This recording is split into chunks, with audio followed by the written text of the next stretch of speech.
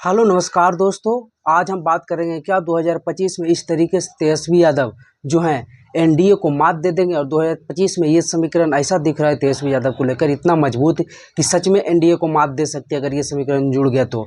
और ये समीकरण जोड़ने के लिए तेजस्वी यादव ने पूरी दमखम लगा दी और होते हुए भी दिख रहा है। तो क्या समीकरण है, क्या दमखम है और 25 में कैसे दे देंगे एनडीए को मात। क्योंकि 2024 के लोकसभा चुनाव में कहा जा रहा था बिहार में 40 में से 40 एनडीए जीतेगी, लेकिन 30 पर अटक गई। लेकिन विधानसभा का चुनाव अलग होता है और जिस प्रकार से तेजस्वी यादव ने नए पर नए प्रयोग करते जा रहे हैं और इस बार जो लोकसभा में उन्होंने प्रयोग किया चुनाव होने के बाद, ये कितना खतरनाक प्रयोग कर दिया आप लोग को हम समीकरण बाई समीक्षा से एकदम विश्लेषण करके बतलाते हैं। तो चलिए शुरू करते हैं वीडियो को। दरअसल बात ये है कि लोकसभा चुनाव में टिकट बंटवारे में तेजस्वी यादव ने अपनी पार्टी M22 से हटाकर बाप की कर दी थी, यानी मुस्लिम यादव से हटाकर सभी जाति समीकरणों को साथ अपने साथ कर लिया था और टिकट बंटवारे में ये दिखा भी। और ख़ास करके उन्होंने M22 के साथ कुशवाहा को बहुत जोड़ा, 7 टिकट उन्होंने कुशवाहा जाति को दे दिया। परिणाम चाहे जो भी हो, लेकिन जहाँ जहाँ कुशवाहा कैंडिडेट थे कुशवाहा वोट ट्रांसफ़र हुआ आरजेडी को और कुशवाहा वोटों में नाराज़गी भी दिखी।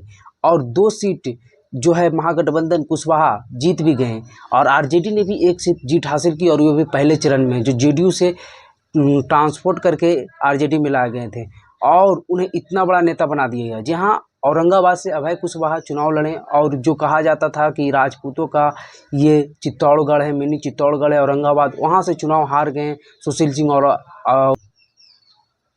अभय कुशवाहा चुनाव जीत गए औरंगाबाद से। और उसके बाद जब चुनाव जीते तो जीतने के बाद ये सारा जगह विश्लेषण होने लगा। आरजेडी ने भी अपने विश्लेषण किया जिसमें अपने विधायकों को, एमएलसी को, पार्षदों को और पार्टी कार्यकर्ताओं को, जिला अध्यक्षों को, प्रखंड सभी को मिलाकर समीक्षा बैठक की चुनाव के लिए। और उसमें यह परिणाम निकला कि जो है आरजेडी के राष्ट्रीय जनता दल के संसदीय दल के अध्यक्ष बना दिया गया अभय कुशवाहा को। और ये बहुत बड़ी चाल चली गई क्योंकि यादव तो तेजस्वी यादव के साथ पहले से थे ही, मुस्लिम भी था। अब कुशवाहा को पूरी तरह से जोड़ने की कोशिश की गई। जिस प्रकार से बीजेपी ने सम्राट चौधरी को उप मुख्यमंत्री बनाकर कुशवाहा वोटों पर अपना दबदबा बनाने की कोशिश की, उसी प्रकार से आरजेडी ने इस बार लोकसभा में अपना सबसे बड़ा पद अभय कुशवाहा को दे दिया। और यह दिखलाने की कोशिश की क्योंकि लोकसभा में लालू यादव की बड़ी बेटी मीसा भारती भी चुन कर गए, लेकिन उन्हें कोई पद नहीं दिया गया, बल्कि पहली बार सांसद बने अभय कुशवाहा को इतना बड़ा पद दे दिया गया। यादव में भी थे, सुरेंद्र यादव दोबारा सांसद बने हैं, उन्हें भी नहीं दिया गया, मीसा भारती को भी नहीं दिया गया।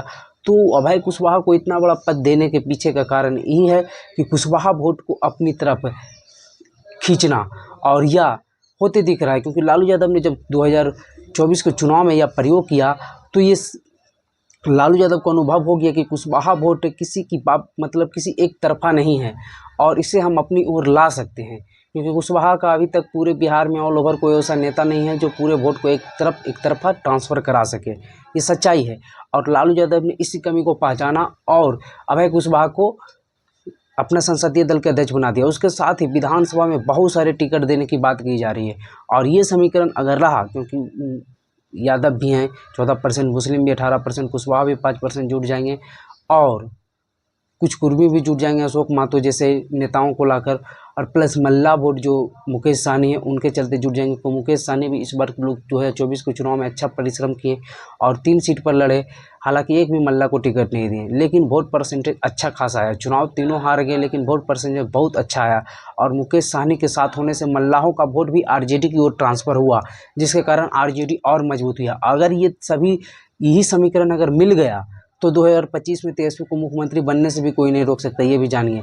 हाँ, बीजेपी अगर कुशवाहा वोटों में तोड़ कर देती है, मुकेश सहनी को अपने साथ ले लेती है, तब फिर तेजस्वी के लिए दिक्कत हो सकती है। लेकिन ये समीकरण अगर तेजस्वी अपने ओर इंटैक्ट करते रह गए और इंटैक्ट कर लिए, तब फिर तो कोई उपाय नहीं है बीजेपी के लिए, बीजेपी या एनडीए गठबंधन के लिए। क्योंकि 2025 में तेजस्वी बनते बनते बस 2-3 कदम की ओर से चूक गए थे और 2025 है उसकी तैयारियों में पूरे जोर शोर से लग रहे हैं। और बिहार में तो नेता स्थापित हो ही चुके हैं और जो ये नया समीकरण बनाने की कोशिश की, ये सफल होते दिख रहा है तेजस्वी का समीकरण।